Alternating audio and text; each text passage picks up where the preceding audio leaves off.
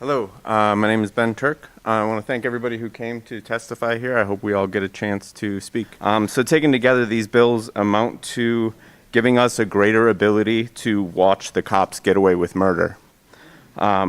We get a little bit of information, they get $600,000, more appeals processes, and the ability to obstruct the work of the Fire and Police Commission.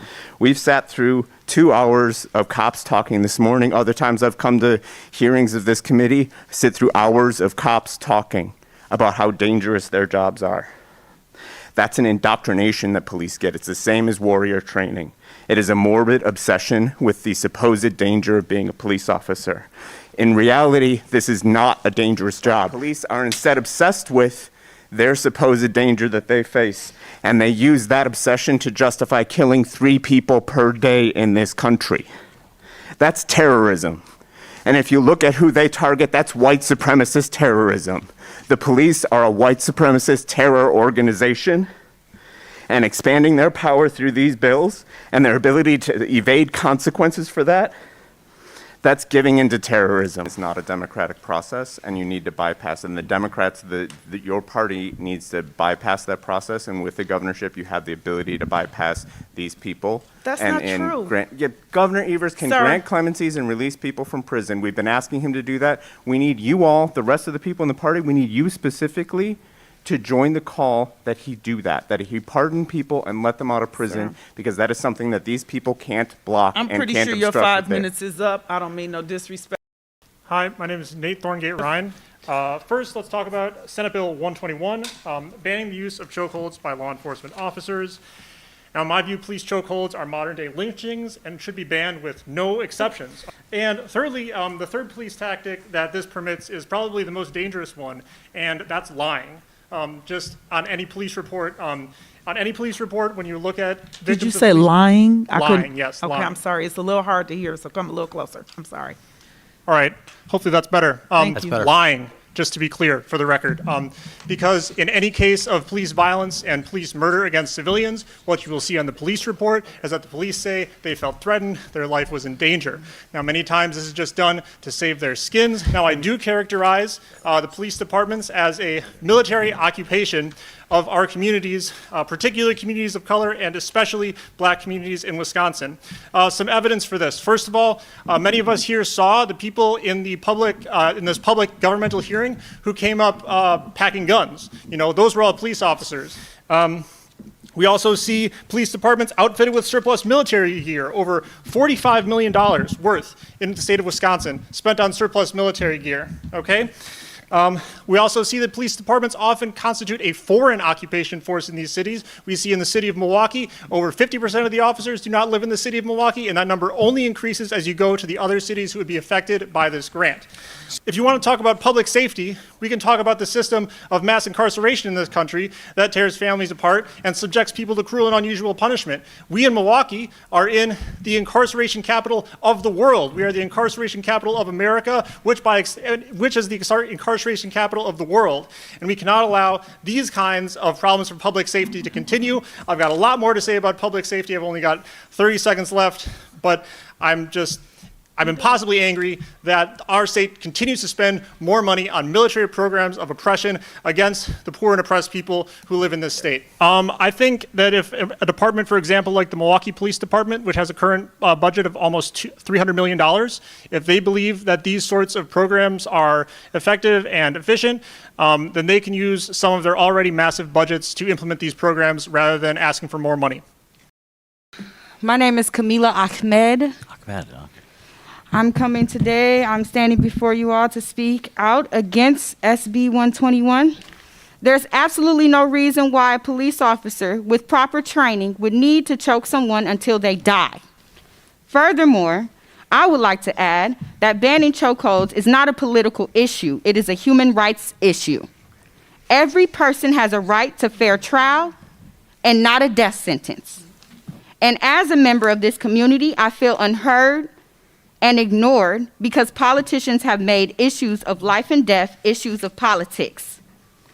Protect our human rights and stop playing political games with our livelihoods. I feel like a lot of this is not taken as seriously especially from people who are not members of the community of Milwaukee in particular. A lot of the bills and policies and different things that are being made are not coming from us.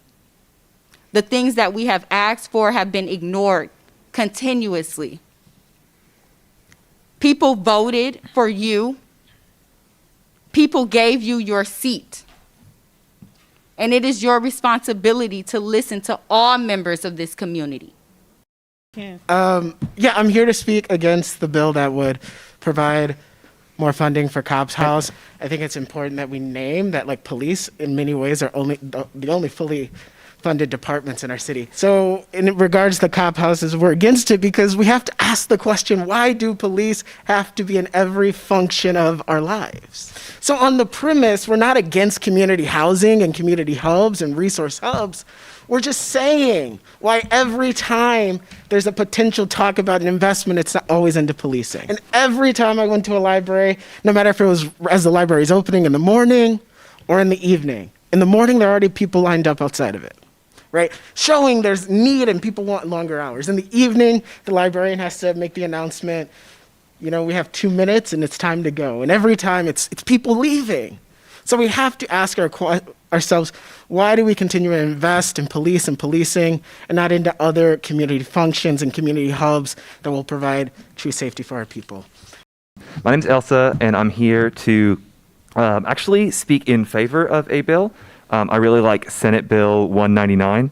I think it's really important that cops don't rape people. And I think it's cool that we have a bill that's coming that says cops won't be able to rape people without impunity any further. That's very important to me. I think there is no place for rape in our community. And if cops are doing it, then that's bad. But my one question about this bill is I just want to know how often this happens, that we think we need a bill to tell cops that they can't rape people. That just seems important, like it should just be like illegal for everybody. As was mentioned, if a firefighter raped somebody, then they would just be arrested for rape. Which I guess leads me to some other thoughts on other bills, which, like this oversight bill, there's a real push to get former cops overseeing other cops. But if a significant number of cops rape people that we need to write a bill that says cops can't rape people, then I don't want those retired, potentially rapist cops to be overseeing these currently working rapist cops. That seems bad. I do like this bill, though. I really like making it illegal for cops to rape people, and I full-throatedly support it. I do have issues with the language in the chokehold bill, however. The piece at the end that says, unless their lives are endangered, that's pretty vague. If there was a bill that was being proposed to make rape from cops illegal, if maybe at the end you put something that was like, unless their life was in danger. Chokeholds, like rape, have zero place in our community. In conclusion, I absolutely support this necessary bill that would make it illegal for cops to rape people, which they do a lot. So thank you.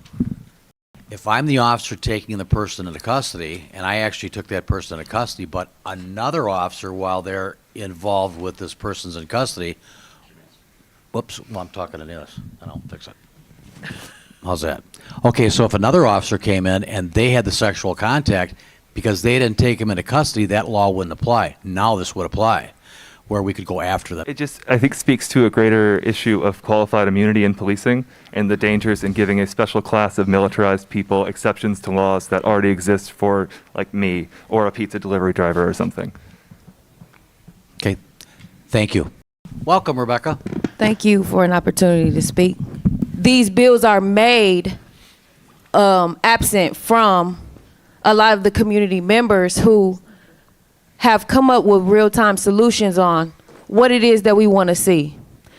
And the reason why we don't have consensus in a lot of issues is because the people who are suffering and crying out about what's going on are on one side, and the people who are not really affected are on the other side. What chokeholds are in my community are present-day lynchings. In essence, in operation, they are parallel. Lynchings move in mobs, officers move in units. And this is not a lesser use of force option, And it's not the only thing, definitely, that's available. As what happened to George Floyd, Terry Williams, Seville Smith, Dontre Hamilton, Alvin Cole, Jay Anderson, Antonio Gonzalez, and Christopher Davis, just to name a few. The issue with the chokeholds are not the few instances when officers may be in a life or death situation and be alone. The issue is the abuse of power and the egregious acts that we so often see in the Black and brown communities, and that the world has now seen live in real time with Mr. George Floyd. The next thing that I wanted to address is the cops house grant, the SB124, which I think is a horrible idea with the culture that we have with the police. In what I can speak for Milwaukee because that's where I'm from, and I do know that what happened to the cop house, the Thelma Orr cop house in Racine, is it got burned down post George Floyd. Regardless of whatever the tabloids or the media said happened, if a community burns something down because of injustice, it means that they were unheard. The community interaction with police and the policing that is enforced upon us is what causes these police brutality situations. Thank you for the opportunity to speak. Can everyone hear me okay? Yep, got you, Omar. Okay, great. Thank you. So I'm here to testify against SB117. When we look at the history of the FPC and, in some places it's the PFC, we've seen that there has not been justice for the communities that they say they intend to serve. I've learned this through my work, working with families that have been victims of police crimes, that have lost loved ones to police.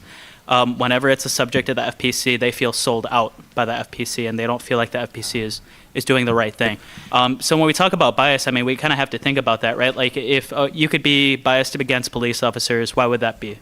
And you come up with like some crazy scenarios or whatever, right? But more than likely, it's because people had a bad experience with a police officer, right? I've never had a good experience with a police officer, and believe me, there's been times where I've really tried to get along. So I've given up on that. So how do we get people in that are not biased, right? This is sort of a discussion. Number one, we can't have police officers controlling boards that are supposed to control the cops. It just makes no sense. The first speaker that was up here was talking about, well, it just makes sense to have somebody that's an expert. Well, again, an expert in the status quo, an expert in the way that things have been. We don't need any more recommendations. We need actual control from the community to the police, right? And so when we talk about what will improve the relation between the community and the police, and we've heard a lot from the community. It's not like they're just this abstract thing. That, if the police are afraid of the community having control over them, then I don't know why they're serving the people. My name's Daniel. I wish I could say it's good to see you all again, but it's not. I don't want to be here. Police are not judge, jury, and executioner. The abuse of force here is abhorrent. Plain and simple, cops are state-sanctioned murderers. The cops said they don't train on chokeholds, so obviously the incompetence knows no bounds. Why are they using chokeholds if they're not trained on it? The police officer from West Dallas made a false dilemma logical fallacy. He said, well, it's chokeholds or it's guns. Which do you want? I prefer chokeholds. We can do neither. We don't have to use lethal force in every circumstance. Tear gas, LRADs, military equipments, tanks. The police are an occupying army, and the people see it that way, and we are afraid of them. Nearly 50% of Milwaukee's budget goes to the police. How much more bloated can we get?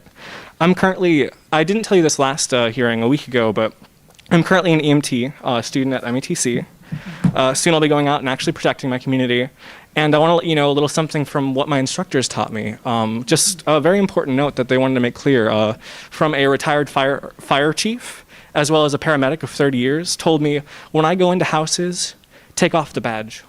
People are afraid of the badge. People are afraid of police. That's what it is. People do not want more police in their communities. And we have Laura Biefeld. Yes, Laura?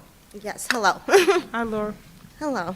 I'm here to speak out against Senate Bill 121 in regards to chokeholds.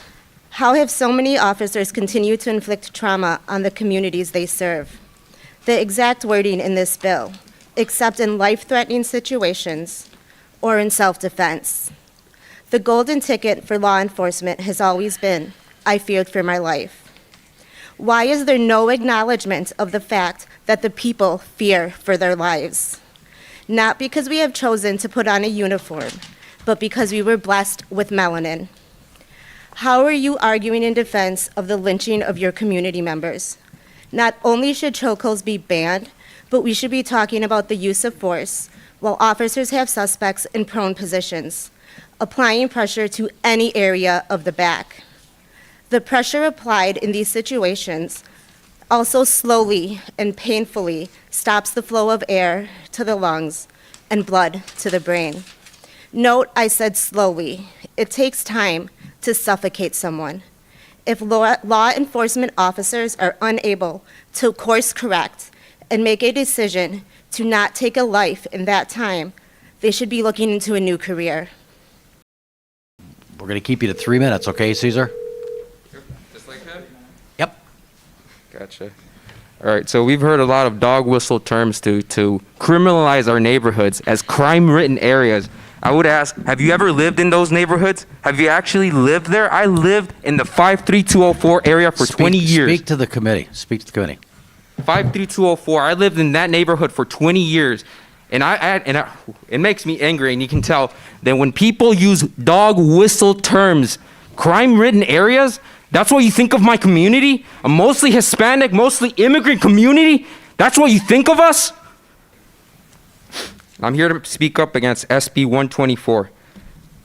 The police does not need any more money for its criminal activities and its militarization. I was there in Kenosha as I saw them use tanks as they drove up in the parks. They used flashbangs.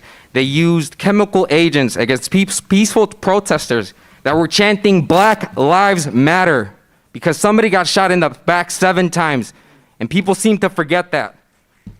Where's the police safety there? Where's the police safety when Kyle Rittenhouse shot 2 people in the street, murdered them, and shot a 3rd one? He walked past the cops and got home safely. I saw him. I was there that night. I had to flee for my life with my rest of my friends. Where were the cops? Where's the safety there? You guys want to give them more money, reward them for their behavior? Are you familiar with the cop house model that's in Mount Vernon? Superficially. I know it's more money for the police, and that's not what we need. I just want to say to everybody, it helps to create resources for work and It other criminalizes our opportunities. communities by having more police on the ground. I have seen more Clearly, I cops in my neighborhood in the past 2 months that I have before the Sir. pandemic started. And more police in our communities is not what we need.